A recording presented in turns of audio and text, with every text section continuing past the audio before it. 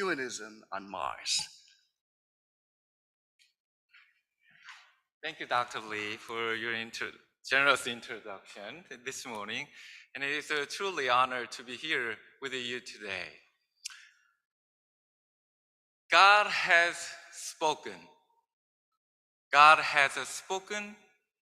God has spoken. And the people of God have responded. What has God spoken to God's people, and how have the people of God responded? We need to read the whole scriptures then, and I'm certain you have. I'm sure the students at Brite have done it more than once. And however, for those who could not have had any chance to read the whole scriptures in the early church, the author of the book of Hebrews, whoever it may be, had to sum up the scriptures scattered throughout the world, both those handed down in the ancient traditions and other contemporary writings before these were nicely bounded as a book together. Kindly, the author of the Hebrews uses a tone of speech, in other words, a sermon, to explain how our life goes when we have faith in Christ. There have always been a certain circumstances, often problems and challenges of life and faith that cause us as a people of faith to seek God's will as we attempt to deal with them. Not surprisingly, we seldom ask to know God's will or desire when everything goes well in life. It is often when we face challenges, problems, and crises that we do. We cry out to God when we are anxious, depressed, or weeping. And by all means, this is not a bad thing. It is not a bad thing unless we are easily trapped by anxiety or depression relating to the same life challenges over and over again.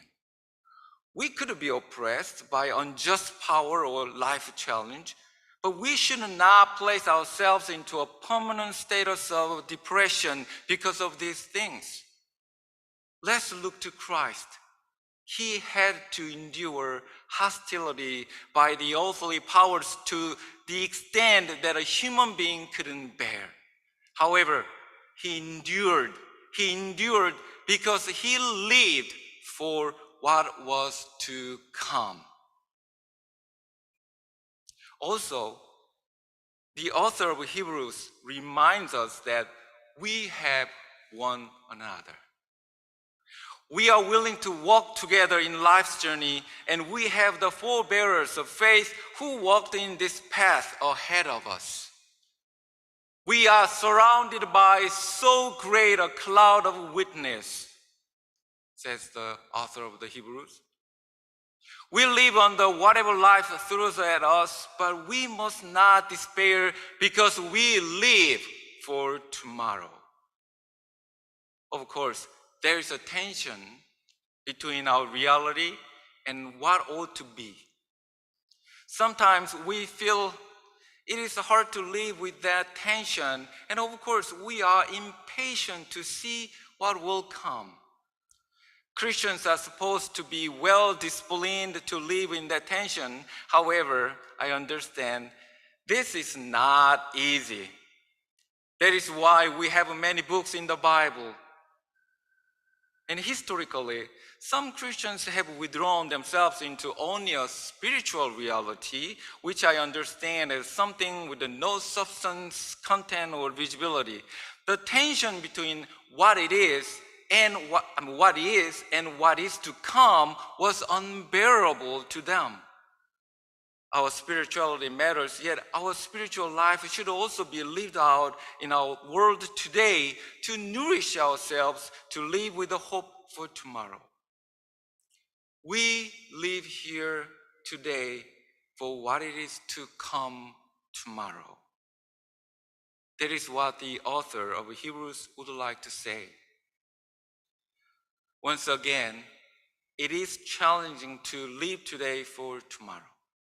We despair easily because of today's toils, making hard to see what it is to come tomorrow. Yes, We do not even know what we are supposed to hope for tomorrow. It often seems that all that we know is about the moment in which we live, the challenges, problems, and ordeals in our life. A comfortable life may make us forget to dream about what our life could be. Do we just want to get by today and expect it'll be the exact same tomorrow? What is the purpose of a life then? This is the question. As I speak to you this morning, the war in Ukraine hasn't stopped yet. Sadly, it seems that the church has no power to prevent or cease the war. The only thing we can do is issue statements that condemn violence and the war committed by Russia and the military forces. Many Christian denominations, ecumenical organizations, and interfaith agencies have backed the Russian Orthodox Church and its Patriarch Kirill to denounce the war and stand with those who suffer from such a violence. Instead, Patriarch Kirill has justified the war and stood behind his government. As we all know, the Russian Orthodox Church and other Russian churches experienced oppression under the rule of the Soviet Union. The church had to endure the persecution of the atheistic state for decades and almost experienced annihilation. But the Russian churches plowed through the litany of hostility and was reinstated when the Soviet Union collapsed. How could the Russian churches endure those times? They had a faith in God. They had a hope for tomorrow because they had nothing for today.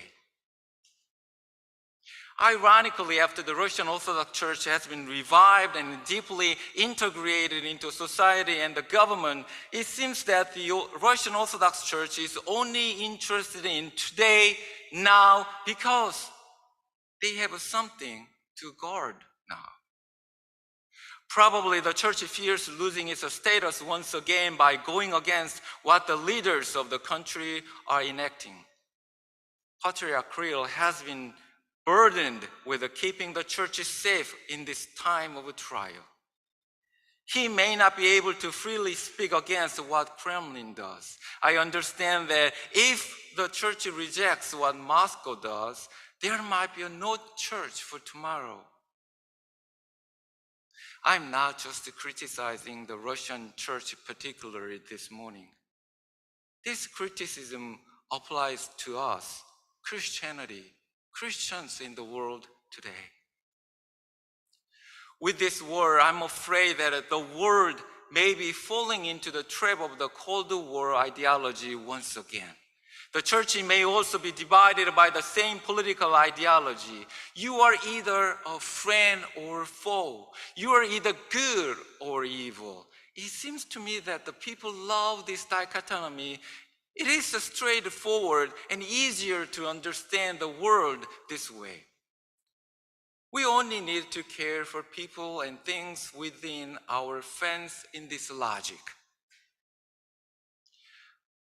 Amid this terrible crisis of humanity, there is a billionaire, I won't name who he is, who promotes interesting things. The guy tweeted that he would challenge Putin to one-on-one combat. Then suddenly he ridiculed the Ukraine solidarity campaign as a movement for sheeple. Didn't he say his company would provide internet service to those who were trapped in Kiev? And of course, in the meantime, he alluded to the idea of moving to Mars by 2029. And didn't he once believe we may be living in the simulation? I cannot understand what this once bullied schoolboy who became the world's richest man dreams the world to be. Does he see the world as a dystopia? Does he want to build a utopia somewhere on Mars? What do we Christians imagine the world to be? What is the church's role in making the world as God intended it to be?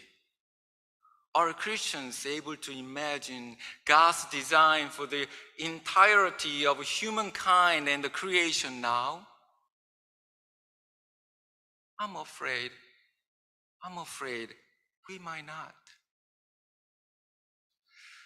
For the past couple of decades, the churches have lamented what the church used to have. The church used to have more people and more money. The church used to used to be relevant. The church used to be useful. The church has lost its voice and influence in society. Now we don't have any of these things, and the church is declining, and the society is rapidly secularizing. Why are we so concerned about what we used to have? Unfortunately, I believe it is because we have been so privileged. The church has been at the center of the world for so many years. The church has been made up of the privileged insiders for centuries who accumulated wealth and honor. We are so afraid to be marginalized as if we had never been an outsider before. The author of Hebrews offers an interesting perspective about our faith in Christ. The author urges us to meet Jesus outside the city gates. See where he stood? He was outside the city gates. Jesus suffered and endured abuse to sanctify the people there. And let me ask you one more time, where was he? Outside the camp. But it seems that we do not have any intention to go outside the camp. Instead, we want to keep the door closed to protect the glory, honor, influence, and wealth we have been left with. The author warns us that this is not the way of life in Christ. He declares, here we have no lasting city, but we are looking for the city that is to come. The author of Hebrews tells us that Abraham obeyed when he was called to set out for the place that he was to receive as an inheritance. And he set out not knowing where he was going.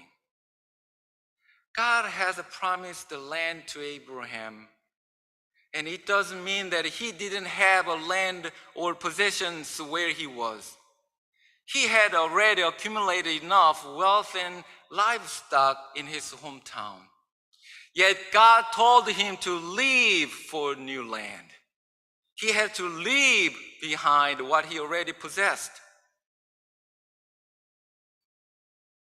The church cannot be the church that Christ has intended it to be unless we leave behind things that we have been privileged to possess in society. I have to say what I want to say by borrowing the lips of the author of Hebrews. Keep your lives free from the love of money and be content with what you have, for he has said, I will never leave you or forsake you. Maybe the billionaire is right. We may need to go to Mars, or we may create a cyborg world in which we can simulate perfect faith. Or maybe not. Do you know what? Actually, our faith is not about a place. It is rather about a search for a new life.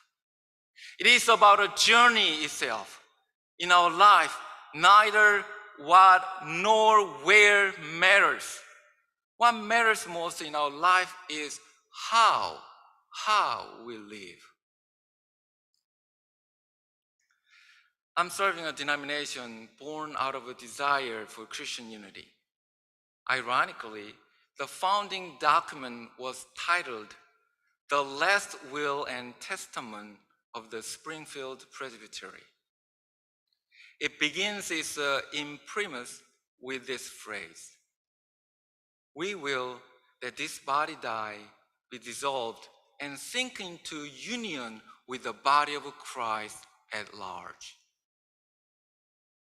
What a Christian testimony it was! It was precisely in line with what the book of Hebrews urges us to do. We must meet Christ outside the camp where he suffered for the people of God in this world. The ecumenical movement has taken a very courageous journey. We all had to leave behind what we used to have in search of visible unity. We all know that there would be no us without sacrifice of self. Without the sacrifices of our ecumenical forebears, we would not enjoy studying here at Brite with our ecumenical friends. Without using the word ecumenical, Brite is ecumenical. This is a fruit of the ecumenical movement. Otherwise, disciples would still go to a disciple seminary, not another. A Methodist, a Baptist, or Episcopalian would only go to their corresponding denominational seminary, not Brite. Unfortunately, some people believe the ecumenical movement is in a winter season or is like a stagnant pond. Others would say the movement for Christian unity doesn't make them excited. Alas, this is because we have lost the ability to dream together about what it is to come as a community of faith, one body of Christ, and a collective group of Christians.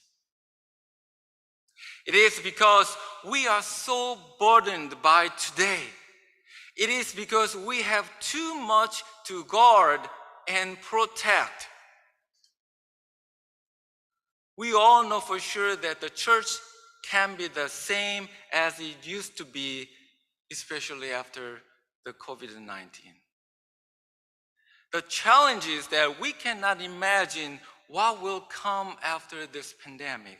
So we just want to get by. We feel like now is not a time to sail into deep waters, so we anchor down close to the shore.